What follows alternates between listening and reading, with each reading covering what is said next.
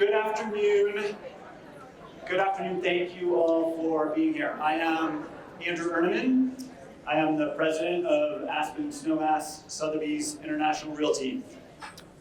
Just want to take a minute and just say, wow, this is cool. This has been many years a dream and a vision for us to put together an event like this. This is the first of its kind for us. It's the first of its kind in our marketplace here and probably in many places.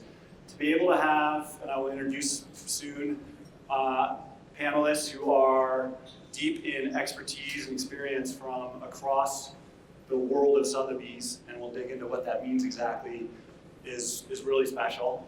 I want to thank my fellow Aspen, Snowmass, Sotheby's International Realty owner partners. Thank you for the confidence and the trust to put this event on and the support and everything we do.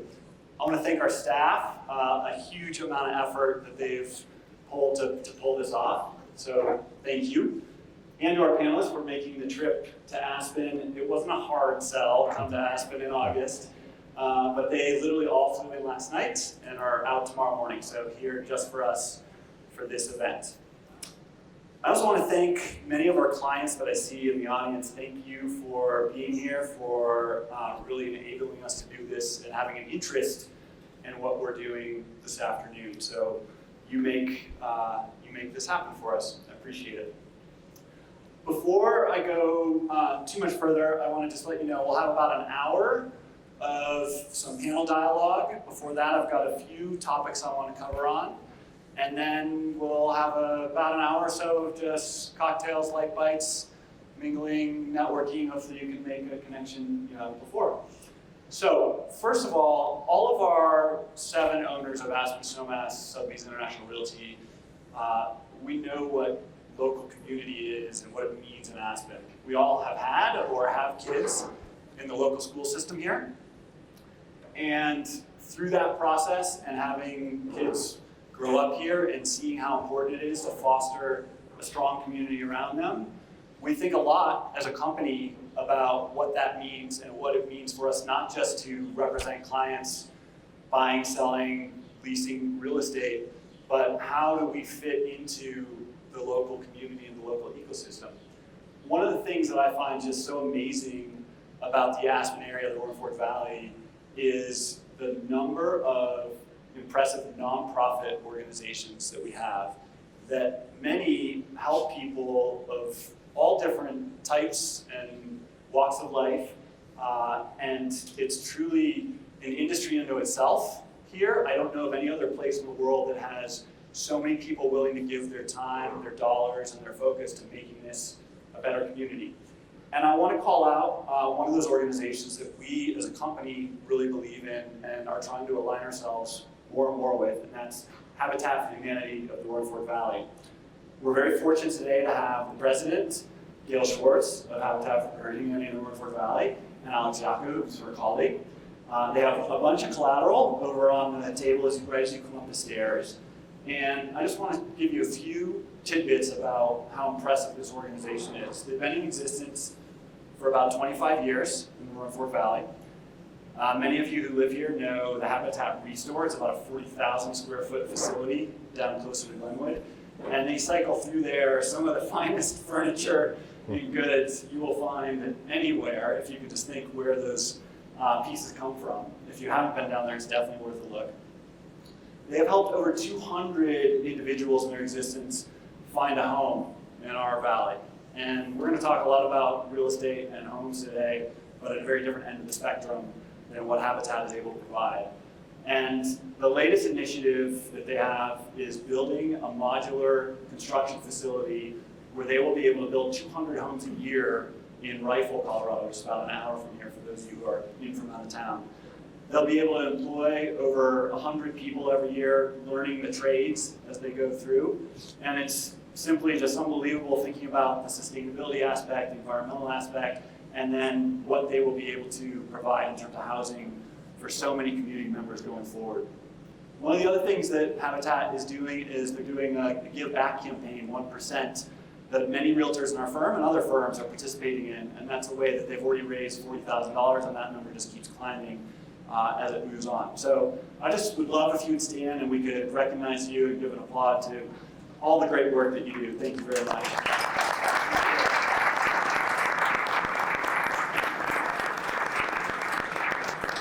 And on behalf of our company, we have a donation for you, so thank you. Thank you for being here.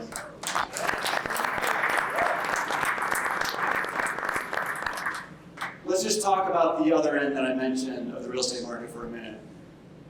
When I think about Aspen real estate, and many of you know I'm a total numbers nerd and a stats nerd for the market, so I'm not going to dive too deep, but I wanted to scratch the surface on that because I think it matters to help set the table for what we're going to talk about, the meat of our conversation today. Aspen is, in my mind, truly at the intersection of emotion and investment when it comes to real estate. What do I mean by that? Of course, people who are buying real estate here, visiting here, a lot of that has to do with emotion and making family memories, all of the impressive cultural things we have to do, of course, the scenery around us, the shopping, the dining, the activities, the sports. That's what draws a lot of people here. But you have to factor in what it costs to purchase real estate here and recognize that's an investment. That's not just on emotion. And we found many of our clients at all levels of wealth and all levels of purchase price here, they come to really considering how does this fit into their investment portfolio? How does buying a condo in Snowmass or a home on Red Mountain fit for them? And so they think about it also in investment terms. And so our agents have to be prepared to not only be the salespersons for our beautiful area, but also to talk about numbers and stats. Does anybody want to take a guess in 2005 what the average single family home price was in Aspen? It was just over $4 million in 2005. Fast forward 10 years to 2015, it was a little over $7 million. We've gone up about 15 or so, or excuse me, 50% or so in those 10 years. So 2005, a little over $4 million. 2015, a little over $7 million. How about today? Average single family home price so far this year is $22 million. And for those of you who are numbers nerds, the median sales price is 16.5, so it's still pretty strong. And that's not just from inflation. So there wasn't 500+% inflation since 2005. We're talking real numbers. And of course, we had our first $100+ million sale this year. There will be more to come. There were never had been a $50 million plus sale prior to 2021. Since that time, there's been over 2 dozen. So the market really shifted coming out of COVID. Let's talk price per square foot. Anybody want to take a guess? 2005, what was price per square foot? Average, Aspen single family homes average, just under $1,000 a foot in 2005. Fast forward to 2015, that number was a little over $1,400. Again, it went up about 50%. How much do you think it is today? The average is $3,400 a foot this year. And we have many sales over $5,000, $6,000 a foot. There's really no other market in the world, with the exception of a few pockets, that matches that. And so when our clients come here and they think about purchasing, these are real dollars and real numbers. And like I said, it's not just emotion. You have to be able to justify why you're making a purchase like that. Our company, I'm really proud of, Aspen Sotheby's International Realty. We're the dominant player in the market. We have 2 to 3 times the market share of our competition. That allows us to do a lot of things our competition can't. It allows us to bring a lot of off-market properties and match those with buyers. It's also allowed us to grow the largest luxury rental division in the valley. We do over $50 million a year, roughly, in leases, just rental leases. That's a big number. It's $150,000 a day of rent is changing hands just in what we're doing. So that's a real market on its own. I'm going to leave you with one more stat because I think this is telling of where we are today in the market and where things might be going. I always pay a lot of attention to what's the average discount that sellers are giving to buyers. It gives you a little sense of how motivated our sellers are, how good our buyers at negotiating. The range from the original list price, and I say that because there might be price reductions along the way, to the sold price. In our market over the last 20 plus years, the range has been roughly from about 7% to as high as 24% that sellers are giving as a discount. That 24% was during the Great Recession. We saw a lot of sellers have price adjustments and ultimately be willing to sell for quite a bit less than they were listed. Keep in mind, these are averages. There are sales that are 40 or 50% off the original list price, and there are properties that sell above the original list price. So in 2005, just to match what the other numbers were, that number hovered around 12 or 13%. That's a kind of normally functioning market for Aspen, a more balanced market between buyers and sellers. During the recession, it popped up to, like I said, 24%. 18 months ago, that number was a historic low of 7%. Sellers have really had the upper hand in the last several years. But fast forward today, and it's crept up to 13%. We're back at what I would call a more balanced market, just based on how you view this one stat. The market is clearly shifting to give buyers more opportunity, but not as much at the high end of the market. So we have a dichotomy right now where the high end is still incredibly robust. And by high end, I mean 10, 15, really 20 million plus.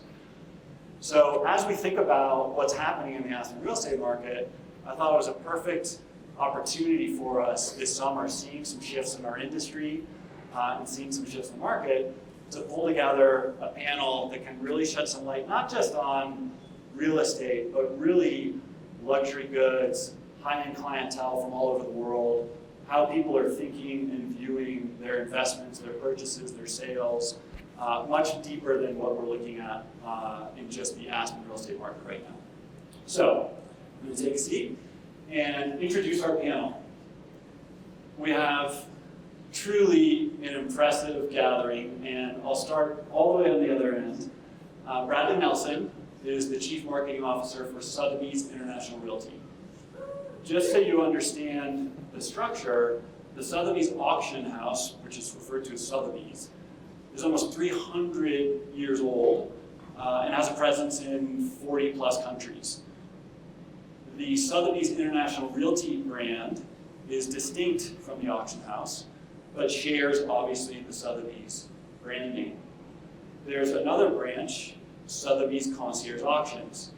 Sotheby's Conceirge Auctions was born out of a company which the gentleman in the middle founded about 15 years ago and was purchased a few years ago by Anywhere, which is an interesting name, but the parent company to Sotheby's International Realty, and Sotheby's, the auction house. So there's a lot of tie between the auction house, Sotheby's International Realty, and Sotheby's Conceirge Auctions. Brad oversees much more than his title, I think, speaks to, Chief Marketing Officer, a much broader scope. And Sotheby's International Realty has a presence in over 80 countries. There's 26,000 plus agents as a part of that. It's a big machine. Brad is somebody who I think can speak to more than just the marketing side. We'll get to that in a minute. Chad Roffers, sitting in the middle, and apologized to me earlier for his Aspen casual look, which is exactly what I told him to wear, so he followed direction perfectly. Chad is the CEO and founder of Sotheby's Concierge Auctions. Sotheby's Concierge Auctions, I was joking with Chad earlier, when they first came to Aspen in 2008, 2009, really auction was a bad word at that time when it comes to property. And as Chad put it himself earlier, it used to sort of be plan D for sellers. And now there's really been a shift, and a lot of sellers, particularly in luxury markets, are starting to understand how auction is a very viable route, and in some ways a preferred route, and has become more plan A or plan B in many cases. And we have Peter Kloman, Senior Vice President at Sotheby's. He oversees the collectors division, so you can only imagine some of the cool pieces of art and collectibles that he gets to interact with and the people he interacts with. So thank you three for being here. Let's dive right in. Brad, I want to hear a little bit from you. First, if you could just share what I alluded to, what you do and how that is maybe different than what a traditional chief marketing officer job is.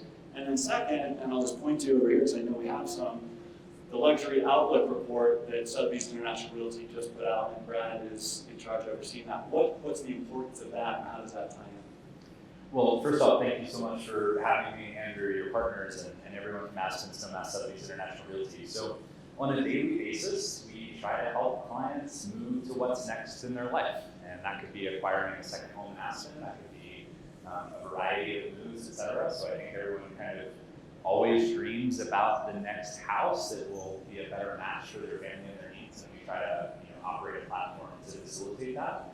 A big part of what we do is just down to personal relationships. We were talking about this at lunch today, but it's not uncommon to get a text from Chris Flug and saying, we have a shared client and I need to help them find the right representation in this part of the world. So it's a broad geographic arena, and it is a large number of people, but I think they all have great expertise in their particular communities, and we try to play matchmaker in that regard.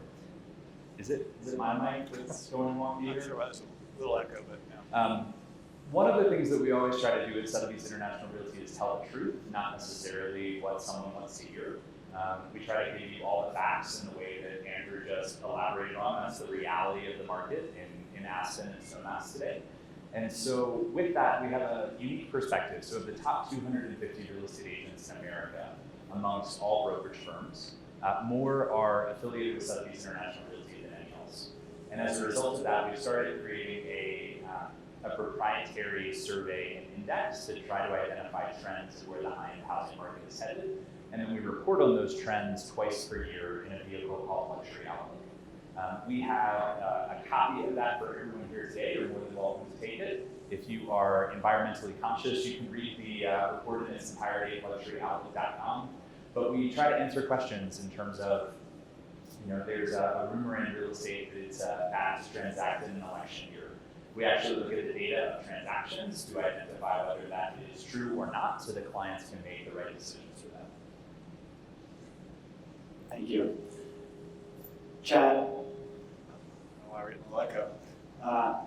If you could speak to first a little background about yourself and Sotheby's Conceirge Auctions, but what the difference was when you went from Conceirge Auctions to being acquired by Anywhere and Sotheby's, and how you view the auction process, because your take is so spot on, and I've had the pleasure of talking to Chad a bit more in depth about this today, as to why it's a viable option. Yes. Oh, let's see. Let's try that. How's that? Okay. Maybe my mic was the faulty. So thank you for having us, and we appreciate it. It's a real privilege to be here. And the genesis of our business was I'd started in tech and was involved in digital commerce and online auctions outside of the real estate space. Got into the real estate business, was affiliated with Sotheby's, and recognized fairly early on that selling expensive properties is hard to do. And even in the best of markets, and arguably both, Aspen is the best, probably, certainly in the top 3 of any luxury market in the world, as far as I can tell. But even here, even in the best of markets, sometimes there's a property that's hard to sell, and it could be either the price point or the specificity of what the asset is, and therefore it can be hard to sell. And we live in a world, a digital world, where there's so much transparency and information in the US, particularly around properties, that once a property has been on the market too long, it can become a multi-year challenging process. Ultimately, seller realizing far less than he hoped, and oftentimes maybe the original agent who was involved, not part of the equation. And so really we said there's got to be a better way when you have a property that fits in that bucket. And so we've been honing for 17 years a very precise 60-day process where we can essentially take any property in the world and sell it in 60 days. And when I say sell it, meaning closed, money transferred to a new owner. To answer your question in terms of coming up on the 3-year anniversary of the auction house Sotheby's and Anywhere acquiring the majority of the Concierge Auctions business. And it was really, I think, a rite of passage, a moment in time where we saw year by year the caliber of our clientele getting better and better. In '08, for sure, we always had amazing buyers, but our sellers in '08 were sellers who needed to sell. But over time, you could watch it year by year, started to see the quality of our sellers match the quality of our buyer. In fact, today, 90% of our sellers have no mortgage debt on their property. So they're not selling for a financial reason. They're selling because they like the certainty and precision of getting a result they want. And I think that's what the auction house and Anywhere saw was, today's consumer is more demanding than ever. Today's consumer can have whatever they want, whenever they want it. And increasingly, speed is a function of what they want. And so I think what's happened in the last 3 years is our price points have improved, the caliber of our clients have improved, and probably more so just the audience. We had curated an audience of about 200,000 subscribers on a weekly basis around the world. But now it's being part of the auction house, it's on 1 million people. So now when we take a property and put it on our platform and we click the mouse, it's literally in front of 1 million people. And that has resulted in higher sell-through rates, which is the percentage of properties that we take on that sell, better prices, more competition, happier customers. So. And that reach is one of the things that's truly amazing. I mean, I think Sotheby's International Realty has 1 million plus social media followers, right? We have more followers than any other real estate brand in the United States on social media, and then when you consider we have 26,000 agents, each with their own proprietary client database. When we distribute a campaign, it's fascinating. I mean, I literally had a client in New York City forward me communication that he had received on his own home in Palm Beach from a colleague in Singapore. So that is the level of interconnectedness. We also, in our partnership with Sotheby's, take advantage of their client database as well. So when we're selling an important property, we can work with business intelligence to target and say, all right, the primary buyer for an asset like this in Aspen is probably from Houston or Dallas or Austin. And so we're going to do a digital campaign targeting Sotheby's transacting clients, collectors of fine art and wine and watches and jewelry and handbags and cars, and specifically approach that target market. And it's those types of vehicles and audiences that I think are uniquely ours. And just to put that in perspective, because obviously we live in a much smaller area than the reach of Sotheby's, I was thinking about this today. I think the attention that our potential airport expansion and straight shot or not gets locally, if you just said globally, that kind of buzz, that's what Sotheby's is doing for their clients through the auction house and through auctions and real estate. Peter, we had a couple of prep calls for this event, and one of the things that stood out to me from talking to you is just the holistic view that you have being a part of the auction house and seeing collectors or clients that you work with, and now how that translates with these affiliations on the real estate side. If you can speak to that a bit. Sure, I think, which one's hot? This one? Is that better? I think the model of our business has changed constantly. There's no easy answer to that. I think we all come up with business saying, you never know who's going to walk through that front door of Sotheby's in particular. Gone are the days of the kind of Park Avenue collector who would come in, they would want to buy and sell, transact what we call brown furniture, jewelry, watches, a nice impressionist picture. I think we are now in this world, not just within Sotheby's, but globally, where our collectors are everywhere. They're looking at everything. They're transacting across the category. I kind of think there was a recycling phrase, I think, growing up that was, think globally, act locally. And I think it's incumbent upon us to be present in collectors' homes, in their own spaces, in their own cities, in their own communities. And I think these affiliates have made that relationship much more natural. Brad would probably chastise me the number of times I call on him and say, not just I need an affiliate for a collector I'm working with, but it's a collector who is this temperament. They're old, they're young, they like this type of person, and Brad just kind of gets it. It's not about the transaction, it's about the relationship. And I know that sounds trite, but it's something that I think and many of us truly believe in. What we get to do, and I think Andrew, you had said it, it's on the cusp of kind of emotion and transaction. And that's, I think, indicative of all of our businesses.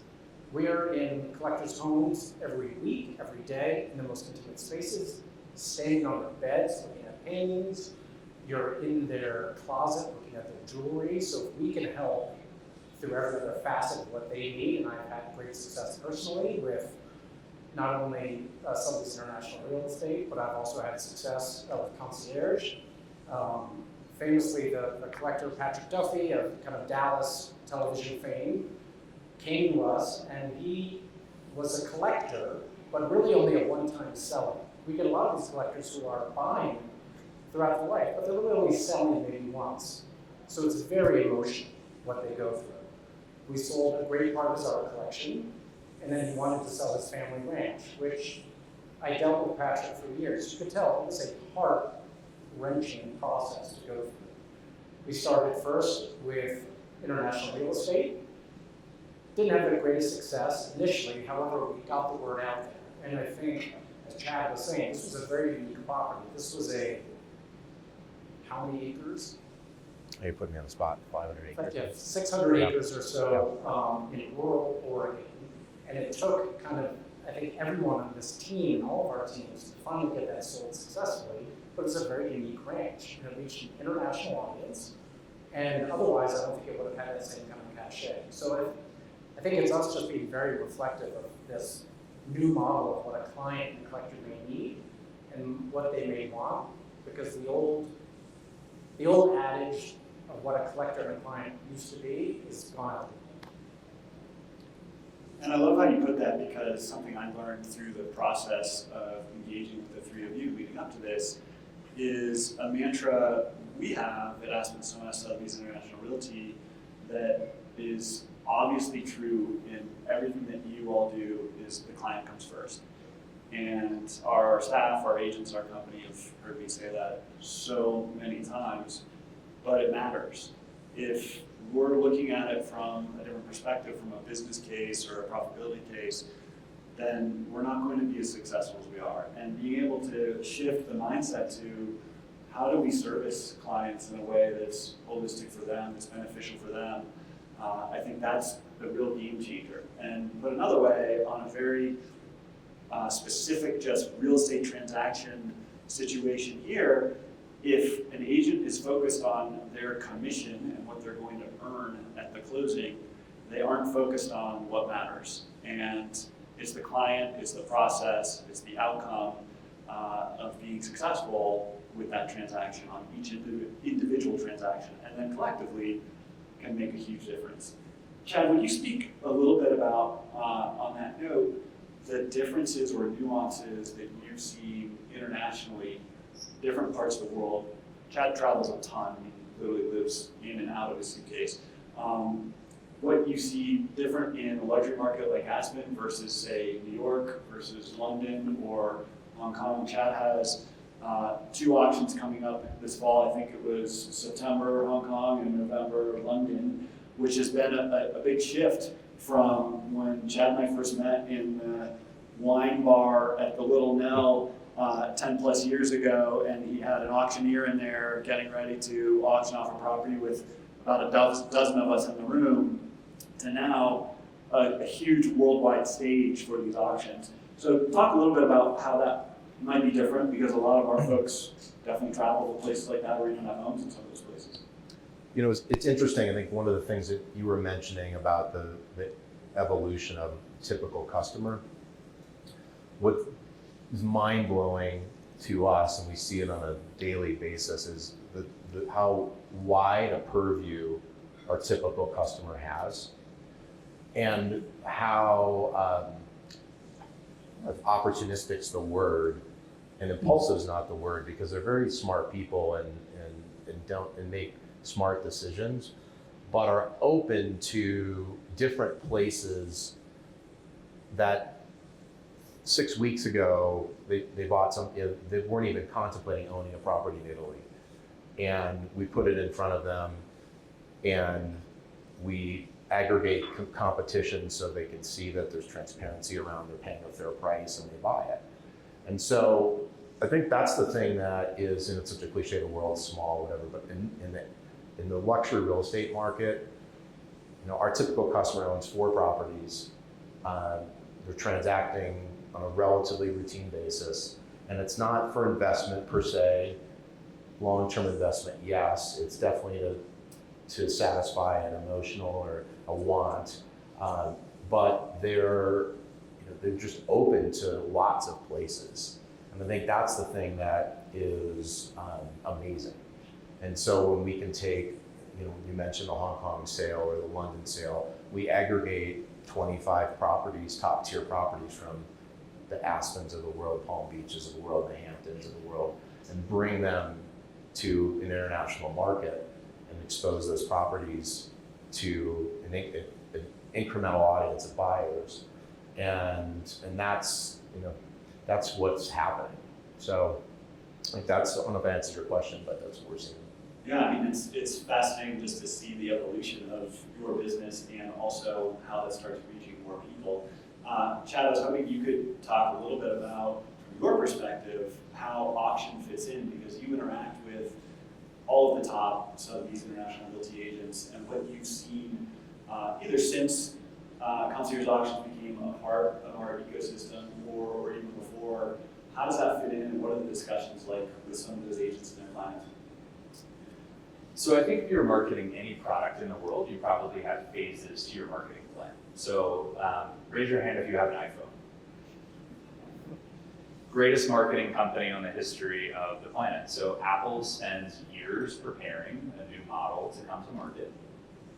They work in secrecy for a significant period of time. So it's all confidential, it's not public information. Then there is a launch event. There is a moment in time where people have knowledge that there are several weeks before you can go and purchase something. And then the price changes as that property has been as that iPhone has been on the market longer. So I think of selling homes in the exact same category. There are transactions in our brand's history that have facilitated totally off market, highly confidential, where a buyer who was looking for that asset was willing to pay a premium financially to avoid anyone else having ever seen the home. They don't want photos circulating on Zillow forever. They don't want a video of that property being archived on YouTube. Their privacy is so important to them. They wish to be acquisitive in a totally confidential way.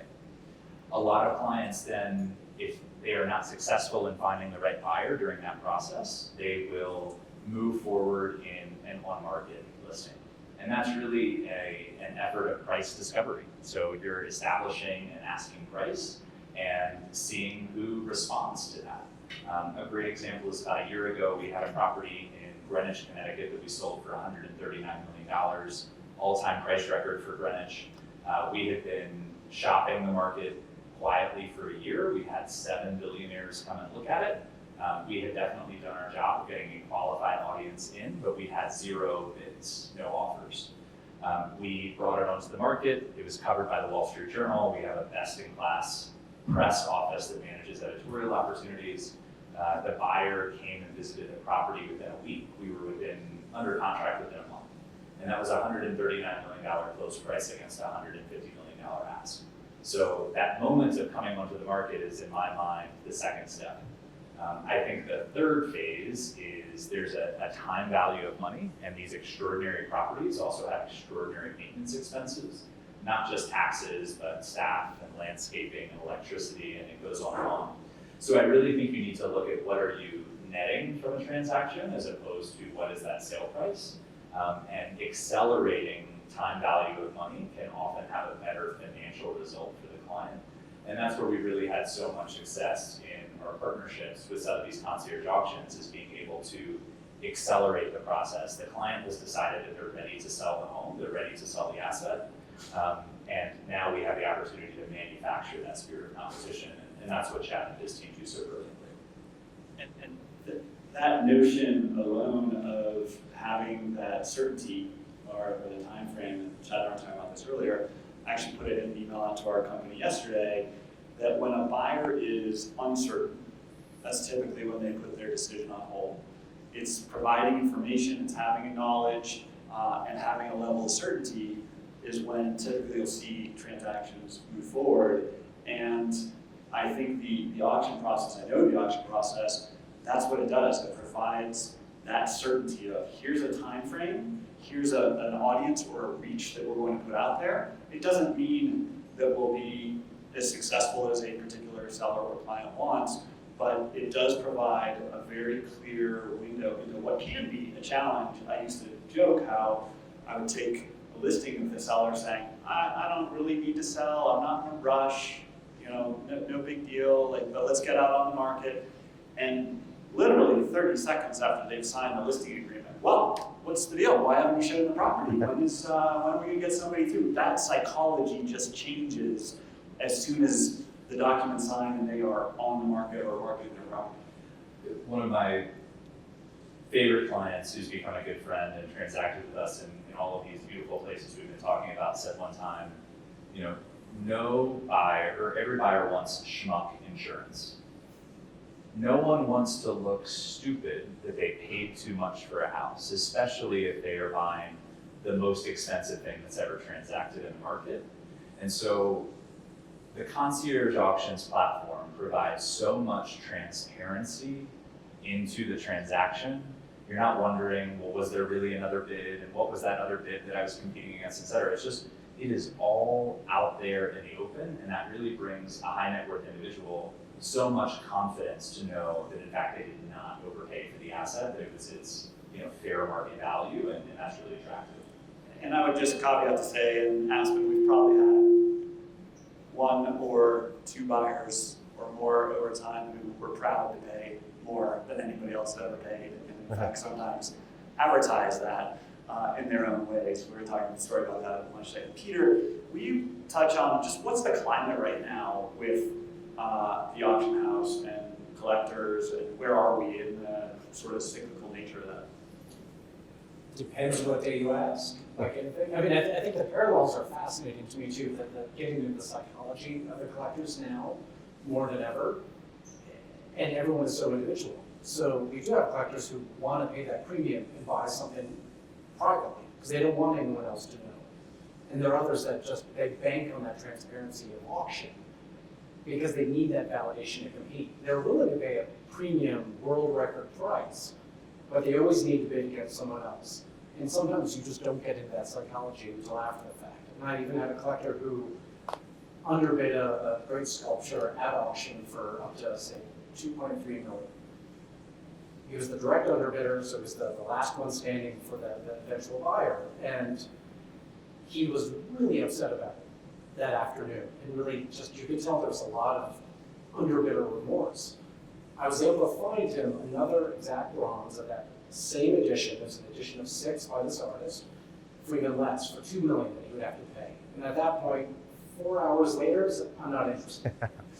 and it was just baffling. It was so telling to, again, remind us how unique and how emotional these transactions are at any level, but certainly at the high net worth level. So I guess getting back to your question is,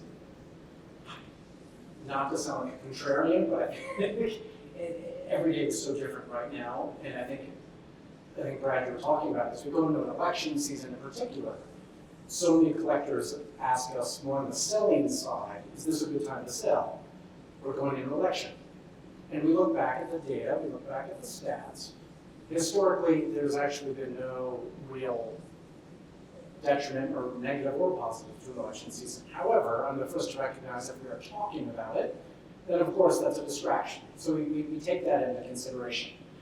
I think the real profile of collectors right now, if I can maybe attack it twofold, is we're certainly in a slightly softer market right now for art and collectibles. However, we still have the 3 Ds famously of our business is death, debt, and divorce. And as bleak and negative as that sounds, that does drive the market. There are estates that will always have to sell for tax reasons, and that still drives the market. And what's interesting, and I think that's what was really driving the market on the buying side. Collectors are coming out of the woodwork, new and established alike, for collections, for estates that are coming to market. Because I think that's the marketing story, that's the narrative. We are selling a lifestyle. We are selling a brand, and I think we need to lean into that. And people want to be a part of that, they want to see that. They may not know how to install a painting and furniture and 20th century design, but they know they like a pretty painting, or they know they like a red painting. But putting it all together is really meaningful for them to see a great estate or collection in the market and say, gosh, this is how Emily Fisher Landau lived with her collection. This is how Paul Allen lived with his collection. This is really meaningful to me. As a new collector, I can aspire to be like this great individual. And I think the final part, maybe the question, is coming out of COVID, we had to change our business like everyone. We had to take these brick and mortar auctions where we would have auction rooms similar to this, 200, 300 people in the room. It was an event. People loved competing against each other. They kind of thrived on that competition, almost to a fault. How are we going to replicate that with no one in the room? And so we really had to pivot quite quickly. And we made these almost kind of sporting events. And I was pleasantly surprised, if not dumbfounded. I would have friends who are not collectors come up to me and say, oh my gosh, I tuned in, I watched the live stream of your auction for 3 hours. I thought, what are you thinking? But they love it. They became these events. And so we've really had to try and tap into that at Sotheby's. So much so that we are now selling Jordan sneakers. A set of 6 Jordan sneakers for $8 million called the Dynasty Collection. If you had asked me 5-10 years ago if we'd be selling sneakers and catering to this whole new audience, it would have just dumbfounded me. We're doing partnerships with the NBA, so we're now any game-worn jerseys from the NBA, Sotheby's is the direct partner with the NBA. So again, these very new initiatives that I think speak to who are these new collectors. So we don't have an easy answer of what that DNA is, but I think it's really exciting because we like to look around a room or an audience, a new city, a new environment, and say, gosh, anyone here could be a collector.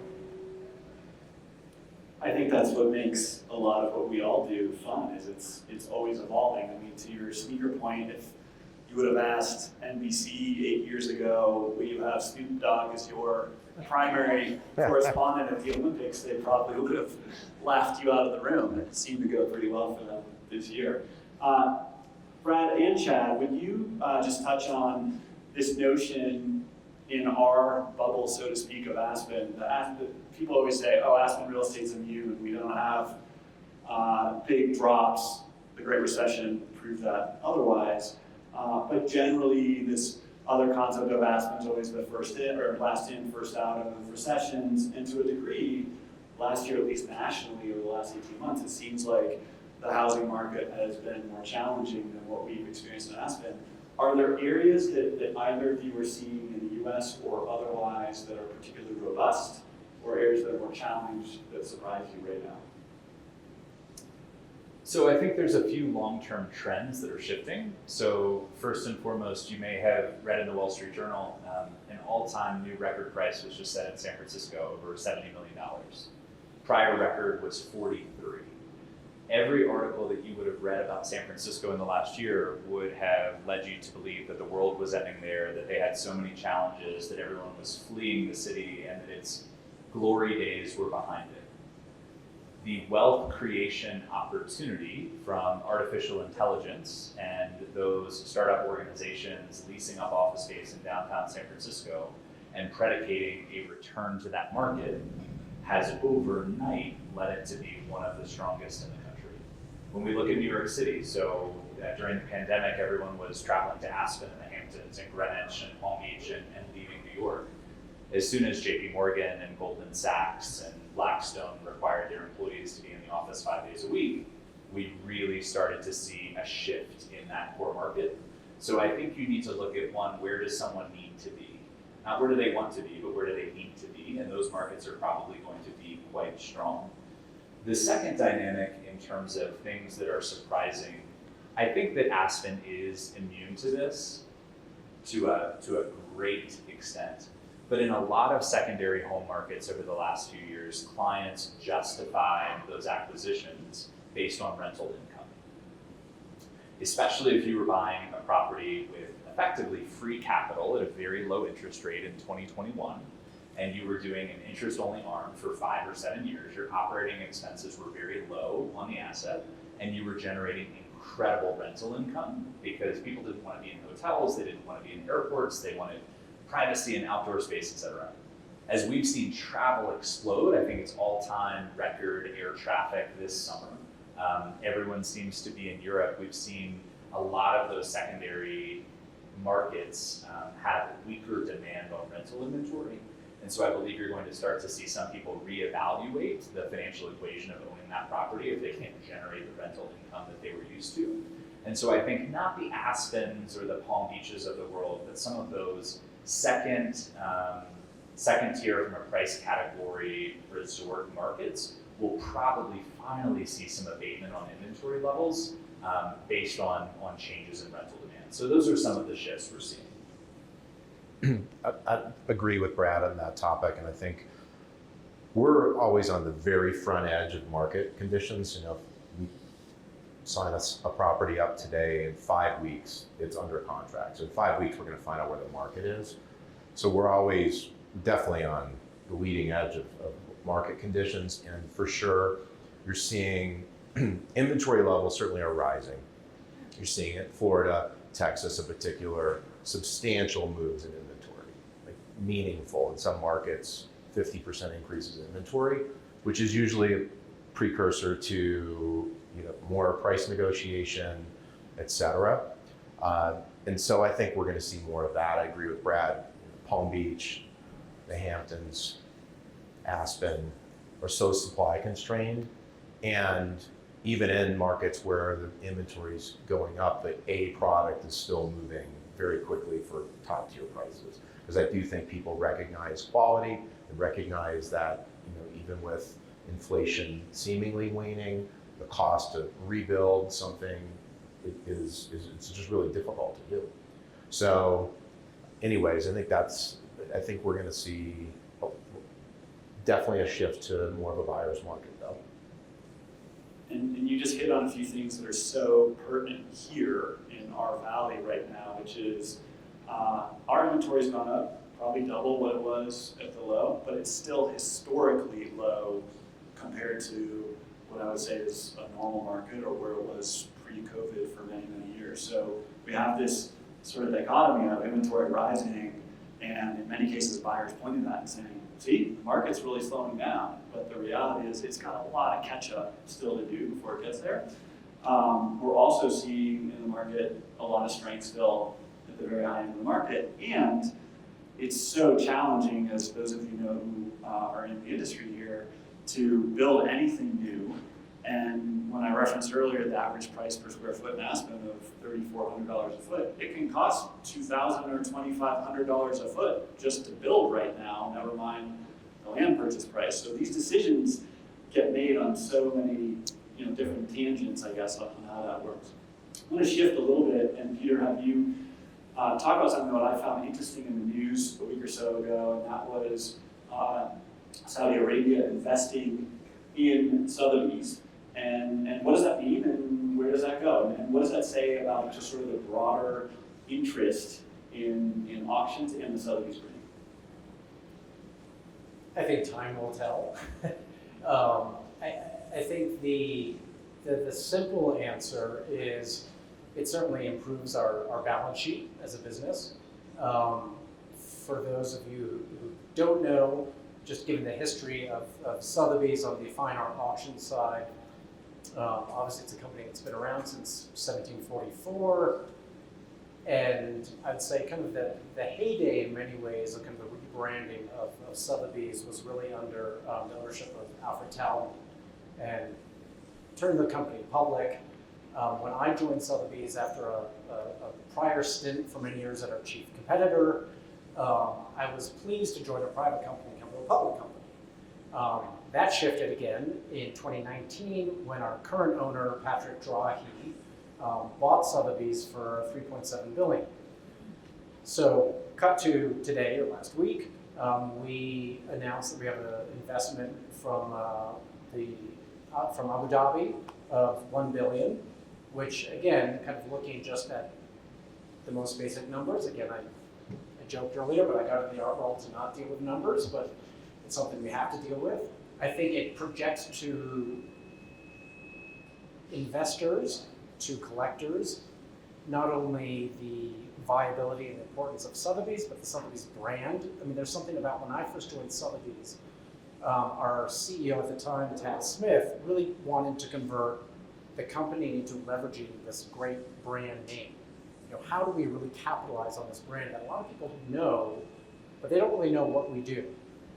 And we field a lot of questions on the fine art side about, oh, I'm looking for the real estate office. So I'm always impressed by the Sotheby's real estate brand for the marketing, but I think there's always more room that we can work together more effectively. And I think this type of investment, not just from a financial standpoint, but I think from a marketing and brand, shows the international presence and potential growth of Sotheby's into the Middle East, and just again as a global brand, and just the auction platform. It's this very kind of democratic, diplomatic way of transacting, very different than a gallery setting. For any of those who are collectors in the room, if you try to collect a hot artist at a gallery, you might find that you have to be on a waiting list. You might be on a waiting list for months, if not years. And there might be a lot of caveats tied to a potential acquisition. At auction, it's whose ever paddle is last man, woman, person, phone standing. You win the day. So I think there's something about that auction format which really resonates with collectors around the world, and also just the cultural significance of what's happening in the Middle East. The Louvre opened in 2017. We have collectors that are investing in real estate businesses out of the Middle East. It's still a great jumping off point to Asia and to Europe and parts of North Africa. So the short answer is we don't know, but I think it's also very exciting to show what the brand means to our broader audience and how that works into our day-to-day business. We'll see. I want to build on that just a little bit. I've got 2 topics left, and then we can wrap up and have some networking time and cocktails. But the notion of where's the future growth?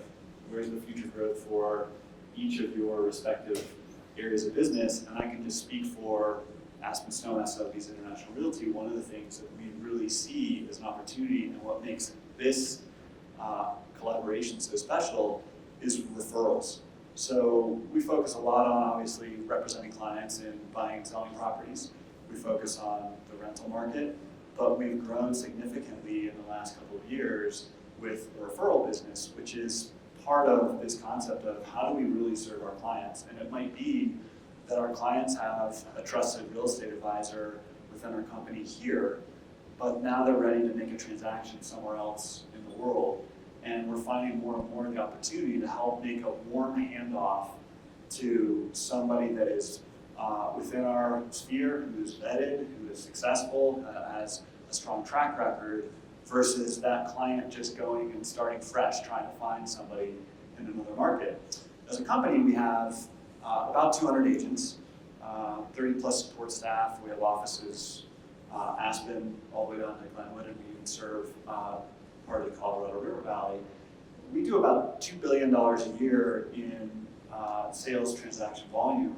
And that's great, that's a nice chunk of business, but the future, I think, is outside of our valley even more and more, and having more opportunity for our clients to see things like this. So, I don't know, Chad, what do you think about your next big growth opportunity?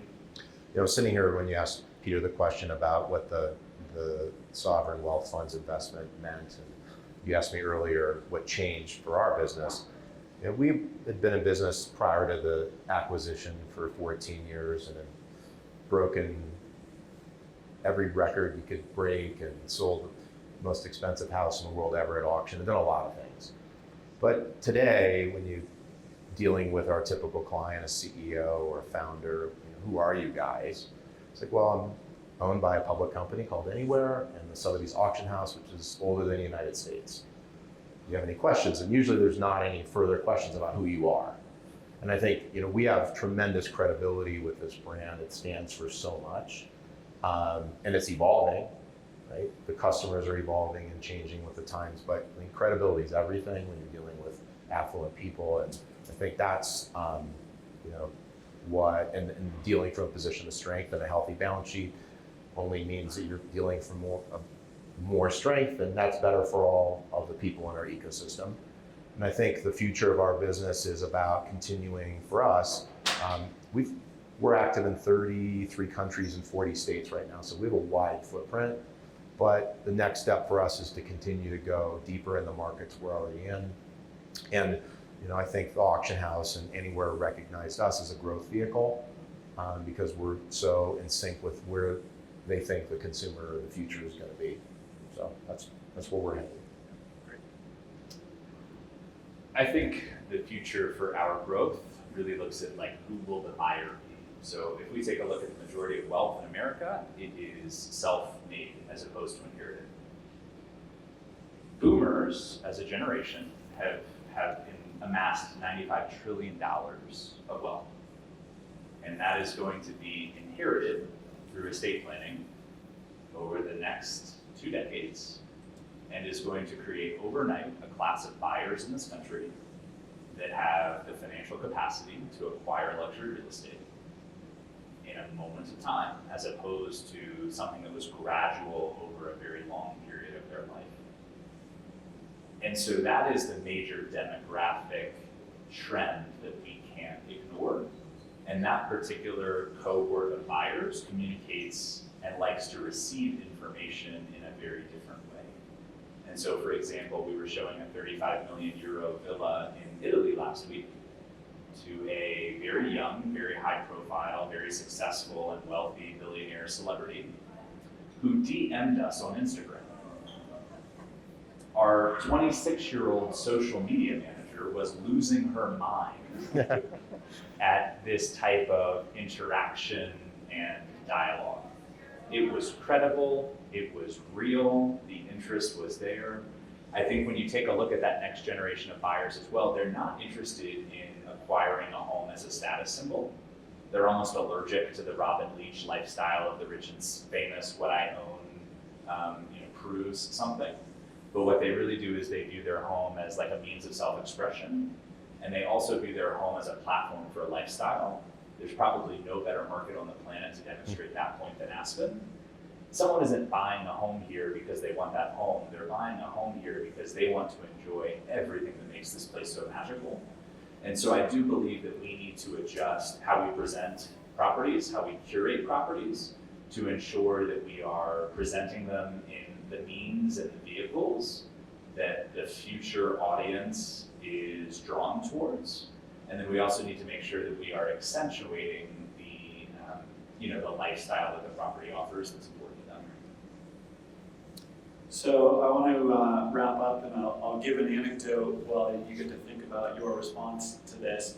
I had previously asked each of our panelists individually, what's the most fun part of your job? So take a little lighthearted finish here. And it's interesting, Peter's answer caught me off guard a little bit, and I don't know if you remember, but it was basically, you would think it might be that, as he put it, lightning in the bottle moment when you're at auction and there's just, the room is electric and the gavel goes down and it's done. But that wasn't what he found to be the most fun part of the job. So you can rethink about what that might be.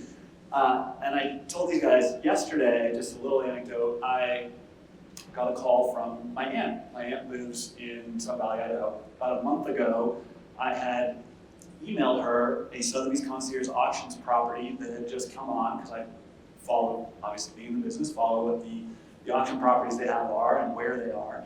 And my aunt has been loosely looking for a very small sort of ranch type property in the middle of nowhere, Wyoming or Montana, and a property like that came on. And so I emailed her about a month ago, and she called me and she said, it's just not the right house. And I said, I know, it seems like it's a little too big. I know you want something smaller. She said, but thanks for sending it. So yesterday, fast forward to yesterday, I got a call from my aunt, and she says, so I'm kind of interested in that property that you sent me a month ago, but it looks like the auction ends in about 3 hours. So is there a way you could call the real estate company? And I said, well, hold on. So I can get a hold of Sotheby's Concierge Auctions. Let me just hang up and find out where it's at. So I hang up, I immediately pull up the website. Bidding ends in 13 minutes. And the clock is just ticking down. So I called her back. I said, I don't think you're going to get qualified, post a $100,000 deposit, and be able to make a bid in now 12 minutes, but here's the phone number, you can try directly. Long story short, it didn't work. And it was an interesting response afterwards that she had, which was, well, that wasn't really the right property for me anyway.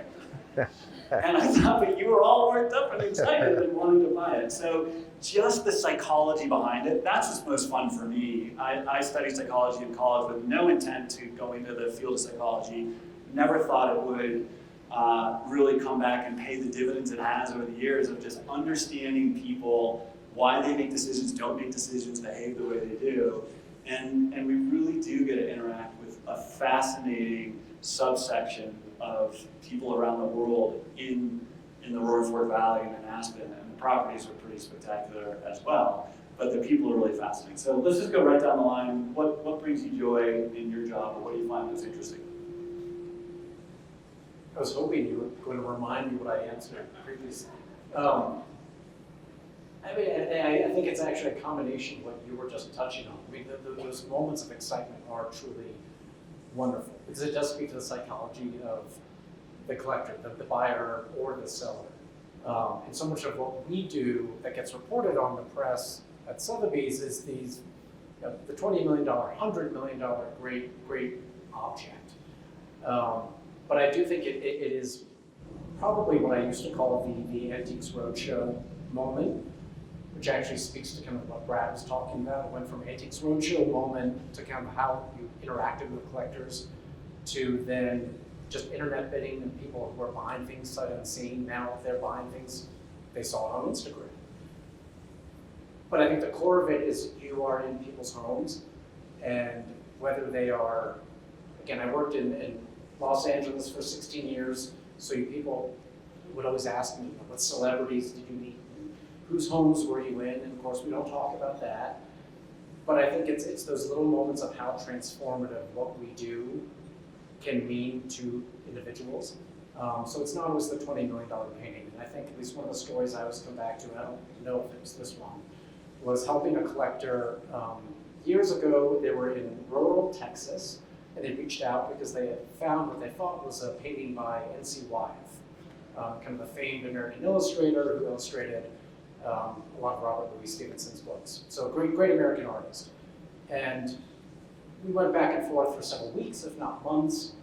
It was unclear if this painting was even what we thought it was supposed to be. They had found it in a barn. They had helped a friend clean up their barn. They were given this painting. It had all these great hallmarks of a great story.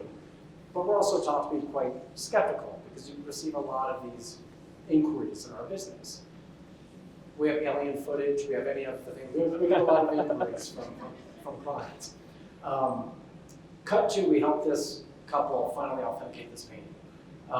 We sold it for them at auction. It made maybe about $200,000. So again, not a $20 million painting, but a substantial amount of money for this couple. And they stayed in touch for several years and told me everything that they bought with that $200,000 and how transformative that was to them. And that truly still, I mean, that's what's really special and meaningful. So maybe they aren't a collector, but I think all of us think about everyone is a collector or could be a collector. On average, people, Chad was saying they have 4 homes. Most collectors collect 5 or 6 different categories. And it's intimidating for people to come into Sotheby's and say, well, I'm not a collector. And I always like to say, take a beat. You have to like something. What is that? Let's find something. It doesn't have to be hundreds of thousands of dollars. We used to have a thimble specialist. You know, they could be just very unique little objects. And I love digging into that psychology of what makes people tick, whether they become a collector, buyer, seller or not, that's fine. But getting to the heart of what their passion is. So I would say there's two things that particularly, I think, drive me and the most satisfaction from. So one is our 60-day process, but really 5 weeks from zero to a transaction. High stakes transaction. Our clients are successful, smart, demanding people. And in 5 weeks, there's no room for BS. So you have to be on your game. You have to be credible, and you need to set the right expectations and then deliver on them exactly how you set them. If you do that, you're successful. So, but it's really the interaction, the chess match with that typical client of ours, and understanding, how they need to be communicated with, and being firm with them, and not telling them what they want to hear, but telling them, the reality of the way we're seeing it. But then the most important thing, and I set this with all my clients, say after the gavel drops, whether it was not that often do I hear, well, I went for way more than I was hoping for. Right? It's usually the other way around, but nonetheless, I'm going to call you in 6 months from today, and then you tell me how you feel then. And almost always they pick up, and it's amazing, like they've so moved on to whatever else they're excited about, and it's amazing, whatever that so moved on is, and that's the satisfaction. Like I help them go to whatever was next, and they're loving whatever's next. I think that your home says a lot about what you value. Typically, if you're looking to buy a property and you have a certain budget, you have more than one option. And so one is a better match for your life. And so I think where you live says a lot about what you value. When it comes to selling a home, my favorite part of my job is pitching new business and thinking about how we're going to find someone else who will value the same thing. So we were working on an estate recently, the family members deciding who they were going to hire to sell the property. We were in multiple different locations, and the property, when we toured it, had jasmine in bloom that was overwhelming. It was incredible. So with our proposal books that we mailed to everyone in different states, and we were having a Zoom presentation, we mailed everyone a diptyque lavender candle, and we asked every single person to light the candle, and we didn't tell them why until halfway through the meeting when we had photography, or pardon me, not lavender, jasmine, of the jasmine in full bloom and talking about what that experience was. Or there's only one home in the world designed by Frank Lloyd Wright on the ocean. It's in Carmel, California, Carmel by the sea, Cabin on the Rocks. We were putting our proposal together, and we found the original correspondence from the grandmother writing via letter with Frank Lloyd Wright to design this home. And she said, my daughter introduced me to your work, and she showed me the house in Pennsylvania. If you can do that with a stream, I can only imagine what you can do with the Pacific Ocean. And I got chills as I just said that again, but it was that storytelling that we were so excited to bring, that it was so much more than brick and mortar. And I just think it's that, who will value this and how do we find them, and that exercise is just a lot of fun. People, properties, collectibles, some pretty amazing things. I always say to our agents when we have a company meeting or a call, if you get one thing out of this, that's a win. And I hope that's been the case for you all today. We have a lot of great collateral around, actually, on the auction house, the luxury report, our own report. I really would encourage you. We're going to have about an hour of cocktails and hanging out, enjoy the view, but also in lieu of Q&A, come corner one of our panelists or all of our panelists and ask them what you want. I can't thank you all enough. This has truly been a dream realized, and thank you all for coming, and especially thank you to our amazing panelists. So appreciate it.